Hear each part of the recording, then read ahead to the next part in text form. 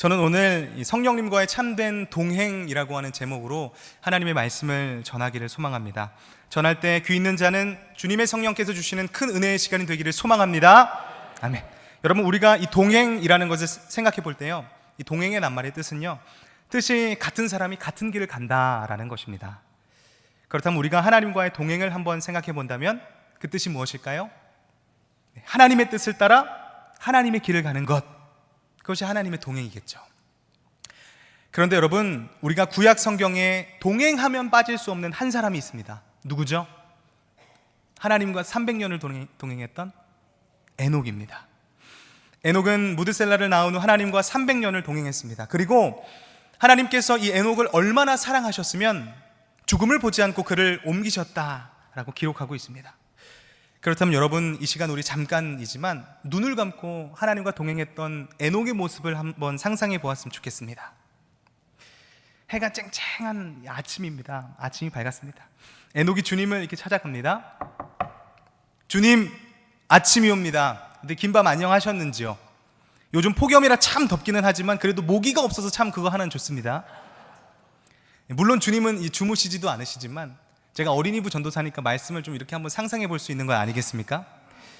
그래, 에녹이 이렇게 말합니다. 주님, 오늘 아침을 제가 한번 준비해 보았는데요, 주님이 좋아하시는 진라면을 한번 준비해 봤습니다. 계란도 2개나 넣었죠. 주님과 함께 밥을 먹고요. 이후에 에녹이 이렇게 말합니다. 주님, 요즘 이렇게 러닝이 유행인데 어떻게 밥도 든든하게 먹었다 한번 뛰어보실랍니까? 그러니까 이제 주님께서 그래, 한번 뛰어보자. 진 사람이 아이스크림 내기도 하고 쌩 먼저 가버리시는 거예요. 이 완전 천국판 나잡아봐라가 시작된 거죠. 그렇게 넓은 들판에서 주님과 함께 달리며 꽃향기도 맡고요, 행복하게 뛰는 겁니다. 에녹에게는 걱정도 없고 어려운 일도 없고 그저 행복한 일만 가득한 것 아니겠습니까? 여러분, 우리가 하나님과의 동행이라고 했을 때 그저 이런 행복하기만 만한 모습, 이러한 것들이 여러분 떠오르지는 않으신가요? 자, 그러면 우리 신약으로 한번 넘어와서요, 신약에도 주님을 끝까지 주님과 함께 동행했던 사람이 있습니다. 누구죠? 사도 바울입니다. 그런데 이 사도 바울의 삶을 보니까요, 그는요 굶주리고 헐벗고 매맞고 강도를 만나고 정말 죽을 것 같은 이러한 고난과 고비가 그의 삶에 너무 많았습니다. 다시 묻겠습니다. 여러분, 사도 바울도 하나님과 동행했습니까? 아멘, 맞습니다. 사도 바울도 하나님과 동행했습니다. 그렇다면 여러분, 사도 바울이 경험한 이러한 동행, 어떠한 것일까요? 우리가 어떻게 이 사도 바울의 동행을 이해해야 할까요? 여러분, 앞서 우리의 생각으로요 생각했던 에녹의 삶이 있습니다. 정말 하나님과 이 꽃동산 같은 곳에서 행복하기만 한 그러한 동행을 떠올렸습니다. 그리고 사도 바울이 복음을 위하여 살았던 이 동행의 삶도 있습니다. 그런데 여러분, 우리가 한 가지 기억해야 될 것은요, 우리가 이상적으로 바라고 생각하는 동행과요, 하나님께서 원하시는 참된 동행은 다를 수 있다라고 하는 것입니다. 우리가 흔히 동행을요, 사이가 좋은 두 사람이 마치 이렇게 분위기 좋은 카페에서, 요즘은 카페라고 하더라고요. 우리 어린 친구들이 카페라고 안 하고 분위기 좋은 카페에서 즐거운 시간을 보냅니다. 우리 인생에 급할 것이 없고 어려운 일이 별로 없어서 내 삶이 참 여유롭다라고 느끼는 것을요, 우리는 동행이라고 생각하기 쉽습니다. 이러한 생각을 하나님과의 이 동행과 접목시키는 겁니다. 그래서 하나님의 에녹과 동행했다고 하면 우리는 먼저 이러한 모습을 연상하게 되어지는 것이죠. 왜냐? 하나님이 우리와 함께 하시니까 그저 여유롭고 평화로운 그리고 행복한 시간들만 있기를 바라는 것 아니겠습니까? 그런데 여러분, 우리가 생각하는 이 동행과요, 성경이 말하는 동행에는 분명한 차이가 있습니다. 성경에서 성령님과 동행하는 사람에게 나타나는 뚜렷한 동행의 특징이 있습니다. 오늘 이 시간 그 특징에 대해서 우리가 함께 살펴보면서 정말 나의 삶에는 이 성령의 흔적이 있는가? 나는 정말 성령님과 참된 동행을 하고 있는가?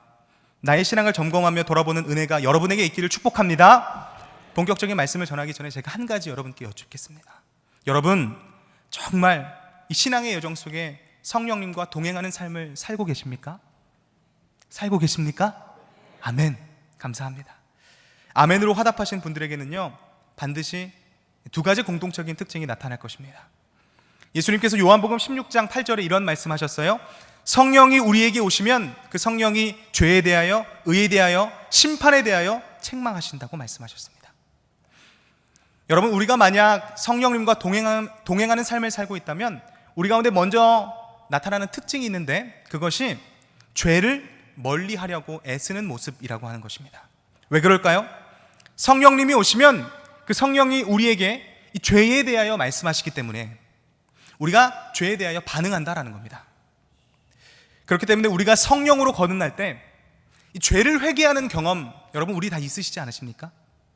우리가 주님을 처음 만났을 때로 한번 돌아가 봅시다. 늦은 밤 주님 앞에 무릎을 탁 꿇습니다. 목이 터져라 기도합니다. 그런데 그때 알 수 없는 느낌, 지금까지 태어나서 한 번도 경험해보지 못한 놀라운 은혜가 내 안에 물밀듯이 들어오는 것입니다. 막 눈물이 쏟아지고요, 콧물도 쏟아집니다. 이 몸은요 땀으로 이미 흥건하게 젖었습니다. 그러면서 내 안에 한 가지 역사가 일어나는데, 그것이 바로 회개의 역사입니다. 내가 지금까지 잘못하면서 살아왔던 이전의 삶의 모습이 막 떠오르게 되어지는 것입니다. 그래서 밤새 내가 죄인이었음을 깨닫고 주님 앞에 회개했던 경험, 여기 앉아 계신 성도 여러분 누구나 다 있으시잖아요. 그것이 바로 성령님께서 우리에게 죄에 대하여 말씀하시기 때문이라고 하는 겁니다. 그러면서 내 안에 임재하신 성령님은요, 이제 내 몸을 당신이 거하시는 거룩한 성전으로 만들어 가십니다. 그래서 이 내 삶에 악한 영향을 미치게 하는 이 죄를요 끊어가도록 인도하십니다. 특별히 성령님은 가장 먼저 우리의 외적인 죄들을 끊어가도록 인도하시는데, 여러분 우리가 성령으로 거듭나기 전에는요 이 세상에 속한 삶이 전혀 문제가 되지 않았습니다. 이게 무슨 말이냐면요, 우리가 주님을 만나기 전에는 이 세상에 속한 자였기 때문에, 그래서 이 세상이 정한 법 테두리 안에서 그냥 범법하지 않는 선에서 쾌락도 즐기고요, 여러 가지 내 삶을 윤택하게 만들어줄 수 있는 것들을 우리가 자유롭게 해도 전혀 문제가 되지 않았습니다. 그래서 사실 저도요 어렸을 때 예수님 만나기 전에 모태신앙이었지만 성령 체험하기 전에 교회에서 제일 이해가 되지 않는 말, 너 죄인이야, 너 때문에 예수님 돌아가셨어. 어린 나이의 생각으로는요 저 나름 이렇게 모범생이었거든요. 장난꾸러기 같이 생겼지만 모범생이었어요. 선생님 말씀하면 잘 지키고요, 부모님 말씀하시면 즉각 순종하는 그런 어린이였습니다. 그런 나에게 죄인이라니, 내가 죄를 지으면 내가 어린 나이에 얼마나 지었다고. 이 세상의 가치관으로는요 도저히 이해가 되지 않았습니다. 이처럼 세상의 가치관으로는요 하나님의 기준에서의 죄가 우리에게 죄가 되지 않았고, 이 세상의 것들이 전혀 문제가 되지 않았습니다. 그런데 성령님이 임하시면서 우리의 모든 것이 바뀌어졌습니다. 우리의 주권이 바뀌었기 때문에, 우리의 소속이 바뀌었기 때문에 이제 새로운 기준, 하나님의 법이 우리의 삶의 잣대가 되어진 것입니다. 그렇기에 이전에 죄로 느끼지 못했던 것을 성령께서 깨닫게 하시고 그 죄에 대하여 우리 가운데 말씀하시기 시작한다는 겁니다. 특별히 제가 전에 섬겼던 교회의 모교회였는데요, 이 집사님의 간증을 들었던 기억이 있습니다. 자기가 이 성도의 생활을 하고 교회에 오래 다녔는데 이 집사이지만 이 담배가 끊어지지 않더랍니다. 그래서 주일날 예배 드리고 나면 이렇게 식사하시고 뒤에 가서 이렇게 딱 한 대 피고 오시는 거예요. 내가 예수님을 뜨겁게 만났다고는 했지만 이 담배가 끊어지지 않는 거예요. 그런데 담배를 끊기로 결단하고 주님 앞에 기도를 시작했대요. 그런데 어느 순간 담배가 다 끊어지더랍니다. 피려고 했는데 역겨워서 도저히 못 피겠다라는 겁니다. 이유가 무엇일까요? 성령께서 역사하신 겁니다. 물론 그때 교회에서 금연을 한 성도에게 자전거를 상품으로 준다라고 하기는 했어요. 근데 저는 그것 때문이라고 생각하지 않습니다. 성령께서 역사하셨습니다. 성령께서 깨닫게 하시고 그 죄에 대하여 말씀하시기 시작하셨기 때문에 그러한 역사들이 일어났다고 생각합니다. 그리고 또 어떤 분은요 교회 오래 다녔는데도 틈만 나면 이 도박에 빠져서 헤어나오지 못하는 겁니다. 신앙의 연수만 짰지 아직 제대로 성령의 임재를 경험하지 못한 분이었어요. 그런데 어느 날 교회에서 진행된 부흥회에서 주님을 탁 만나버린 겁니다. 그 후로 도박이 생각나지 않을 정도로 주님께 내가 매이고 주님께 빠져서 산다는 간증을 들었던 기억이 있습니다. 이처럼 외적인 죄, 우리가 그렇게 즐겨왔던 술이나 담배, 이 도박을 끊어가도록 인도하시고 세상의 즐거움, 쾌락을 멀리하도록 성령께서 우리 가운데 오시면 그러한 역사들을 이끌어 가신다라고 하는 것입니다. 그뿐 아니라 세상에서 당연시되는 불법들이나 불의로부터 우리를 멀어지도록 주님은 이끄십니다. 제가 참 전에 은혜를 받았던 적이 있는데 한 장로님이셨는데 이 사업하시는 이야기를 저한테 들려주시는데요, 사실 이 사업을 하다 보면 세금 내는 문제 때문에 이 세상에서 당연시되는 그런 불법들이 있지 않습니까? 그런데 그 장로님께서 나는 주님 앞에 정직으로 하나도 빠짐없이 정산하신다는 말씀을 저에게 하시더라고요. 제가 그 이야기를 듣고 그 정직함에 얼마나 은혜를 받았는지 모릅니다. 우리가 성령님의 이끄심에 순종할 때 우리와 성령님의 동행이 시작되는 줄로 믿습니다. 그러나 여러분, 만약 내가 예수님을 믿는다고 하면서도 이러한 세상적인 것들이 아직 우리의 삶의 열매로 계속된다면 그것은 성령님과 동행하는 사람이 아니라는 것이죠. 여전히 세상과 동행하는 삶을 살고 있다는 겁니다. 성령의 강력한 임재로 초반에는 동행했을지 모르나 주님의 손을 놓아버리고 모양만 있고 속이 텅 빈 그런 그리스도인이라는 것입니다. 성령의 임재를 경험했다면 내 삶의 성령의 열매가 분명히 나타나는 줄로 믿습니다. 아멘. 저는 이것을요, 성령님과 동행하는 사람에게 나타나는 이 낮은 단계의 특징이라고 한번 불러보고 싶습니다. 그리고 이제 내가 이러한 세상의 죄들로부터 멀어지기 시작한다면 성령님은 우리를 더 높은 단계의 성령의 임재로 이끄십니다. 성령으로 내가 외적인 죄들을 끊어간다면 그때부터는 주님이 우리의 내적인 죄나 또 내가 거룩하지 못한 것들을 끊어가도록 인도하십니다. 억울한 일 당했을 때 내 성질 같아서는 당한 대로 똑같이 갚아주고 싶어요. 그런데 성령께서 그 마음을 내려놓으라 하시는 겁니다.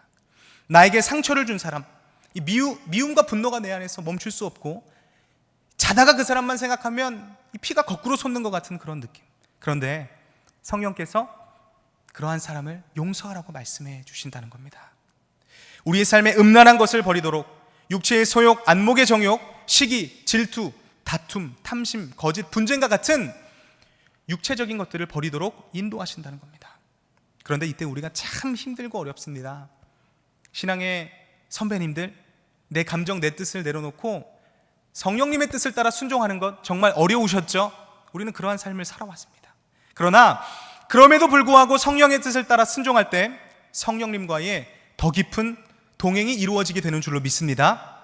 제 개인적인 이야기를 안 하려고 했는데 기도하면서 주님이 하라고 하시는 것 같아서 제가 잠깐 해보겠습니다. 제가 한번 이런 적이 있었습니다. 학부 4학년을 지나 이제 졸업을 하게 되었고 이제 대학원에 이제 들어가야 하는데 입학금이 없는 거예요. 그래서 기도합니다. 하나님, 주의 종이 돈이 없어서 주의 길 못 간다 하면 이게 되겠습니까? 창피해서 입학금 주세요. 입학금이 그때 당시에 438만 원이었거든요. 절대 적은 돈 아니죠. 그런데 제가요, 주님 앞에 무릎을 탁 꿇고 기도를 시작하는데 기도를 하면 할수록 제 안에 어떠한 마음이 드냐면 제 통장에 있는 38만 4천 원이 생각이 나는 거예요. 그때 제가 사례비가 85만 원이었는데요. 헌금 떼고 통신비랑 또 이런 거 저런 거 떼고 하면 그 정도가 남았습니다. 처음에는 그냥 무시했습니다. 내가 그냥 이렇게 염려가 되어서 내 현재 잔고가 그냥 떠오르는가 보다 내 머릿속에 하고 넘겼어요. 그런데 그 후로 기도를 하면 할수록 기도의 자리마다 기도만 하면 내 통장 잔고, 기도만 하면 제 통장 잔고가 계속 떠오르는 거예요. 제가 계속 이러다가는 기도가 안 되겠다 해서 주님께 여쭤봤어요. 주님, 제가 등록금 기도만 하면 제 통장 잔고가 이렇게 떠오르는데 도대체 무슨 의미입니까? 주님이 이 통장의 잔고를 483만 원 만들어 주시겠다는 겁니까? 주님이 그러시는 거예요. 내놔. 그 통장에 있는 돈을 달라고 하시는 거예요. 지금 생각해 보면요, 주님이 나를 그냥 시험해 보시는가 보다. 그런데 그때 당시에는요, 난 대학원 입학금도 없어. 이 돈이 없으면 나는 한 달 동안 밥도 못 먹는 거지. 이런 그지 완전 상그지네 하면서 참 마음이 어렵고 힘들었어요. 그렇게 일주일의 시간이 지났는데도 제 마음이 가라앉지 않았습니다. 그리고 하루 이틀이 지나다 보니까요, 이제 살짝 주님과 좀 합의가 되었습니다. 네, 주님, 제가 이 돈 드리겠습니다. 대신 꼭 대학원 입학금 주셔야 합니다. 약속이에요. 하고 헌금 봉투에 이제 이 돈을 넣고 제가 뭐라 이렇게 적었어요. 거기에 제가 마중물 이렇게 한번 써봤어요. 제 맘대로. 그리고 헌금함에 이렇게 탁 넣었습니다. 어떻게 됐을까요? 정말 주셨을까요? 제가 그 헌금을 드린 게요, 정확히 주일 2부 예배였습니다. 그런데 2부 예배가 끝나고 정확히 3부 예배가 시작하기 전에 어떤 권사님께서 찾아오셨어요. 경상도 분이셨는데 제가 사투리를 잘 못합니다. 경기도권에 살아가지고 한번 따라 해볼게요. 전도사님, 네, 기도하는데 하나님이 전도사님한테 돈 주래요 하면서 계좌 불러요 하시는 거예요. 제가 어떻게 했을까요? 마음이 막 감동되게 하더라고요. 제가 막 울음을 꾹꾹 참고 이렇게 얘기했습니다. 농협 356 1304 다 얘기했습니다. 이후에 어떻게 됐을까요? 통장 알림이 울립니다. 띵동 하고 울려요. 그런데 정말 신기하게 보내는 분 표시에요, 마중물 이렇게 적혀 있는 거예요. 정말 주님께 감사했습니다. 너무너무 행복했습니다. 와, 주님이 약속을 이렇게 지키셨구나. 너무너무 기뻤습니다. 그런데 그 순간 불안한 감정, 제가 하나 깜빡했다는 사실이 있었습니다. 보낸 사람 이름만 확인하고 금액을 확인 안 한 거예요. 설레는 마음으로 통장 앱을 딱 열었습니다. 뭔가 이상했어요. 잔고를 보니까요, 200만 원 이렇게 찍혀 있는 거예요. 물론 하나님의 뜻을 따라 권사님께서 보내주신 거 정말 감사하지만 이 200만 원이 사실 작은 돈 아니잖아요. 엄청 큰 돈이잖아요. 그런데 제가 아까 여러분 등록금이 얼마라고 했죠? 438만 원. 입학금을 포함해서 조금 이렇게 비쌌어요. 자, 이게 지금까지 익히 들어왔던 이 신앙의 선배들의 간증을 토대로 봤을 때 이 흐름이 조금 이상한 거예요. 지금 타이밍은 438만 원이 딱 들어와서 하나님 앞에 시원하게 한번 영광도 쫙 올리고 눈물도 한번 쏙 빼고, 주님, 저는 이제 주님께 충성하겠습니다. 야, 이 하나님 이렇게 역사하시면 내가 이 사명의 길 내가 가볼만 하겠습니다. 주님이 이렇게 역사하시는데 나 정말 두렵지 않겠습니다. 이렇게 말하는 타이밍, 결말, 완전 클라이막스 부분인데 이도저도 아닌 200만 원이 들어온 거예요. 뭔가 이상했습니다. 하지만 그래도 뭔가 있겠지 하고 저는 계속 기도의 자리로 나갔습니다. 하루가 지나고 이틀이 지나고 3일이 지났습니다. 그런데 아무 일도 일어나지 않았습니다. 그러다 결국 등록금 납부 당일이 되었습니다. 이제 은행이 쿵 하고 닫히는 시간이 되면 대학원 입학의 문도 닫힙니다. 그 순간 정말 열심히 기도했습니다. 오 주여 하나님, 나머지 238만 원 들어올 줄로 믿습니다. 주여 두 번째 마중물 보내주옵소서. 열심히 기도했습니다. 그러나 결국 저에게 등록금은 채워지지 않았습니다. 그 당시 대학원에 합격은 했지만 등록을 못했기 때문에 입학의 문이 닫히게 된 겁니다. 제 마음에 낙심이 찾아왔습니다. 와, 하나님, 저랑 장난치십니까? 아예 주시지 않으려면 않으시던가. 제 통장에 있는 38만 4천 원 제 밥값 가져가셔놓고 이 뭐 하는 거예요? 하나님께 따지기 시작했습니다. 그런데 고난은 여기서 끝나지 않았습니다. 잠시 후 아버지에게 전화가 옵니다. 따르릉 울려서 받으니까요. 여보세요? 제가 이렇게 받았어요. 아버지가 근데 한참을 말이 없으세요. 이제 왜 그러시나, 제가 아버지랑 되게 친구 같거든요. 그래서 가끔 반말도 하는데 그러면 안 되죠. 근데 그렇게 친구 같은 사이예요. 그래서 아버지로서의 또 이러한 상황에 대해서 미안해서 그러시나 여러 가지 생각이 들었는데요. 그 순간 아버지의 말씀이, 아버지가 이렇게 사업을 하셨거든요. 아니, 아빠가 사실 오늘 이렇게 내야 되는 임금이 있는데 야, 이 딱 200만 원이 모자라네. 어떻게 줄 수 없겠니? 그러시는 거예요. 사실 아버지는 다 아셨거든요. 제가 결국 돈을 마련하지 못해서 대학원에 등록을 하지 못한 것, 그리고 제 마음이 정말 이렇게 상해서 어떻게 할 수 없다는 그런 마음 주님 다 아셨어요. 물론 지금 와서 생각해보면 참 저희 아버지 정말 힘들게 사셨습니다. 친구에게 사기도 당하시고 재정적으로 많은 어려움을 당하셨어요. 그런 아버지가 오죽하셨으면, 얼마나 급하셨으면 그러셨을까 이해는 됩니다. 하지만 그 당시에는요, 정말 이해가 되지 않는 거예요. 등록 못했다고 그 돈을 달라고 하나? 이건 정말 아니지 않나? 아버지가 학비를 보태주지는 못할 망정 이 등록 못했다고 이 돈을 쏙 빼가? 제가 통화로요 아버지한테 이 말 저 말 그냥 막 쏟아냈습니다. 그런데 여러분 어떡합니까? 제 감정은 감정이고 그 돈을 아버지는 지불하지 못하면 우리 가족에게는 재정적인 큰일이 발생하는 상황인데 무릎을 꿇었습니다. 그리고 기도했습니다. 하나님, 저 어떻게 해야 될까요? 저요 대학원 등록 못한 거 괜찮아요. 그런데 아빠가 너무 미워요. 무능력한 가정이 너무 싫고 지금 이 상황이 저 너무 힘듭니다. 그렇게 기도하며 주님께 막 쏟아내는 그 순간 주님이 말씀하시는 거예요. 제가 등록금 못 내고요, 기도하는 이 시간에 주님 한마디도 없으셨어요. 제 통장에 있는 돈 가져가셔 놓고. 근데 그제서야 주님이 저한테 말씀하시는데, 내 감정을 내려놓아라. 그리고 내 미움도 버려라. 그리고 마지막으로 결정적인 말씀, 그 돈도 보내라. 여러분, 제가 조금 전에 성령님과 동행하는 사람에게 나타나는 두 번째 특징, 어떠한 것이라고 말씀드렸죠? 첫 번째는 성령께서 외적인 죄를 끊어가시고, 두 번째는 내적인 죄를 끊게 하시고 버리게 하신다는 말씀드렸습니다. 그 당시에 정말 이해가 되지 않았지만 돌이켜 지금 생각해보면 주님은 제가 이러한 과정들을 통해서 내 감정을 내려놓는 법, 미움과 시기와 다툼 같은 내적인 죄를 끊어버리고 성령님과 참되게 동행할 수 있는 훈련을 시켜주셨던 것 같습니다.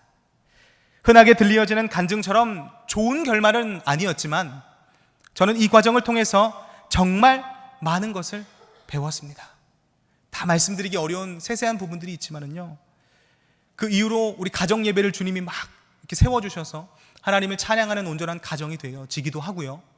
그리고 정말 하나님께서 새로운 취미가 있는데 그 취미로 일을 할 수 있는 잡을 주셔서 제가 나름 이렇게 생활할 수 있는 돈도 주님이 마련해 주셨습니다.